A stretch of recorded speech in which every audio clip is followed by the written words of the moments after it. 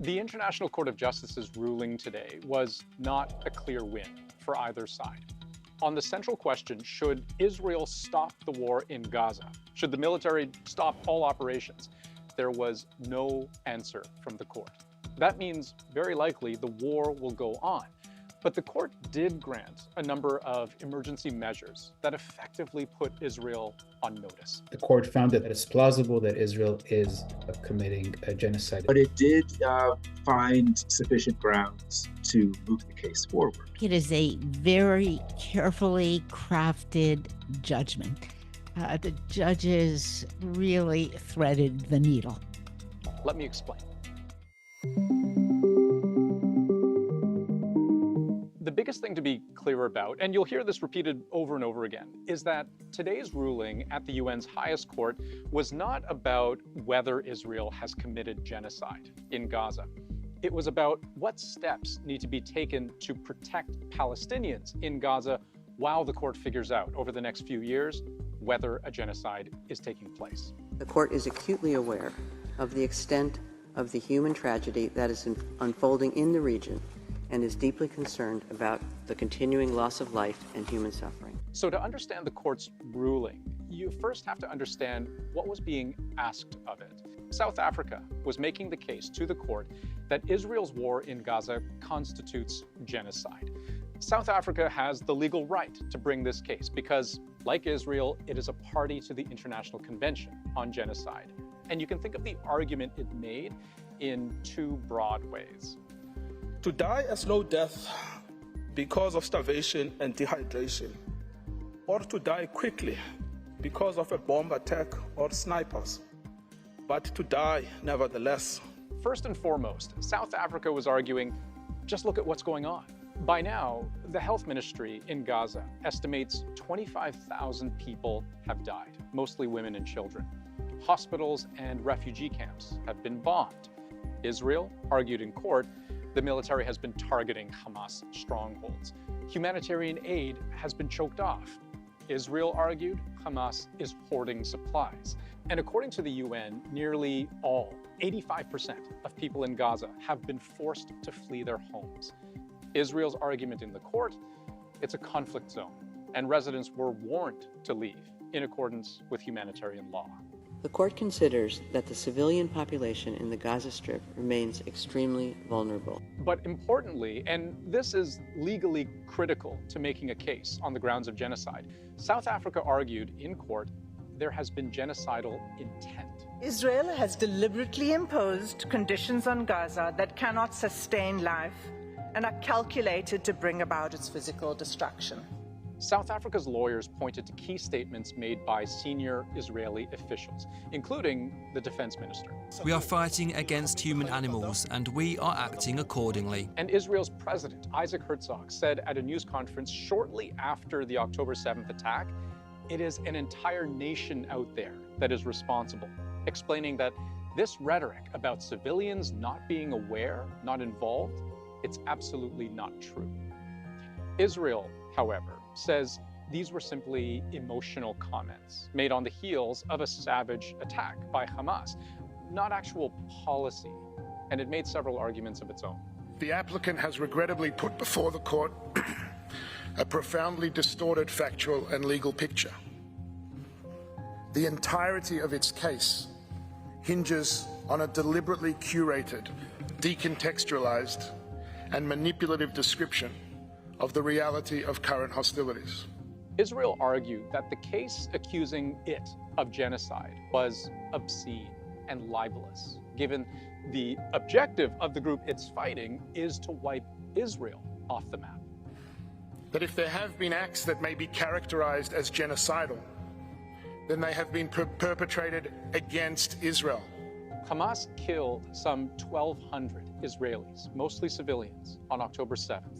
250 others were kidnapped, more than half still believed to be held captive today. And while conceding that any loss of civilian life is tragic, Israeli or Palestinian, Israeli lawyers placed the blame on Hamas for those deaths. What is actually unparalleled and unprecedented is the degree to which Hamas has entrenched itself within the civilian population. The appalling suffering of civilians, both Israeli and Palestinian, is first and foremost the result of this despicable strategy. So, with these arguments in hand, the question facing the International Court of Justice was what to do.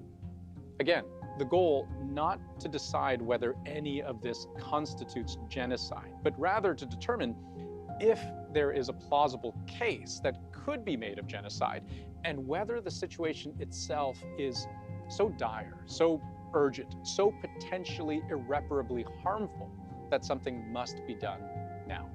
One of the things that makes it different than other crimes in international law is that there's an obligation to prevent the crime. So not just to punish, the provisional measures are actually meant as a preventive measure. The court notes that the operation is ongoing and that the Prime Minister of Israel announced on 18 January 2024 that the war, I quote, will take many more long months. So let's talk about what the court was asked to do and why it stopped short of granting the most central request of all.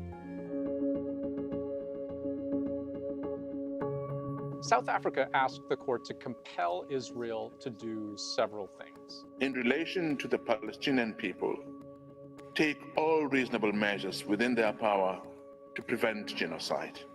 This was a big one. Don't let a genocide happen, which sounds broad because it is. But there were other requests too. For Israel to do everything within its power to avoid and punish incitement to genocide, to let humanitarian aid flow more freely, to take steps to avoid the destruction of evidence that may be related to this case, and to report regularly to the court its progress on these things. The judges in this case, in an overwhelming majority, were willing to grant all of these requests. By 16 votes to 1, the State of Israel shall take immediate and effective measures to ensure the provision of urgently needed basic services and humanitarian assistance to address the adverse conditions of life faced by Palestinians in the Gaza Strip. By the way, if you're wondering who the one dissenter was, it wasn't Israel who had a seat. It was Judge Julia Sebutinde from Uganda.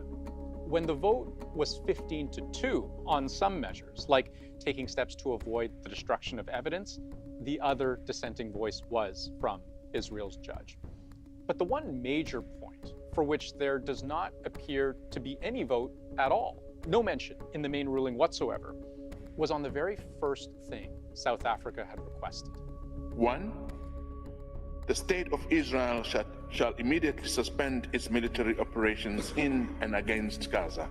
So what does this mean? That the International Court seems to believe a case for genocide is at least possible, even plausible. Otherwise, it wouldn't have the jurisdiction to issue any emergency provisions at all. But that it refused to explicitly order Israel to stop the war. The message that sends says the justices recognize the right to self-defense. There was an attack on October the 7th, and she began her judgment with that attack. It was within minutes of the court's ruling. We started to see reaction from both sides. The saving of life is not merely with respect to having a ceasefire, it's to ensuring that humanitarian aid is provided to those who need support, as well as ensuring that the State of Israel, which is currently the occupier and administrator in Palestine, provides the necessary basic services that the residents of Gaza and the West Bank require. South Africa concedes the judgment falls short of what it was asking for, but a careful reading of the ruling does put considerable restraints on how Israel conducts itself going forward. Most importantly, it must take all measures within its power to prevent killing members of the group, Palestinians in Gaza, causing serious bodily or mental harm to members of the group, deliberately inflicting on the group conditions of life calculated to bring about its physical destruction in whole or in part, and imposing measures intended to prevent births within the group. The reaction from Israel's Prime Minister, Benjamin Netanyahu. Israel's commitment to international law is unwavering. Equally unwavering is our sacred commitment to continue to defend our country and defend our people. Which doesn't exactly say which, if any, of the ICJ's provisions Israel plans to follow. It's interesting, right? In presenting its case at all, Israel seems to at least tacitly concede the legitimacy of the court. Its decisions are legally binding and cannot be appealed, but they also can't be enforced. There are no court police, peacekeepers, nobody to force Israel to do anything. That falls upon other members of the UN to exert pressure on Israel to abide by international law. There's a mechanism which potentially could be seized off, which of course requires a lot of political will at the level of the United Nations for the Security Council to do more in terms of enforcing these specific obligations being imposed on Israel. I think we'll also see a lot of focus on the humanitarian crisis, less on the military campaign in terms of bombing and destruction. I think that we are now at the beginning of a process that may move forward very quickly of isolating Israel on the international stage. As long as there's a war, preventing Israel's military from killing or seriously injuring Gazans. That is a very difficult order, especially since the court did not order a ceasefire in the war. So the ball right now is very much in Israel's court, with the eyes of the world watching. But consider this post on social media from Israel's Minister of National Security. Exactly 4 minutes after the court concluded its remarks, Hag Shmag, which translates from Hebrew to Haig Shmag.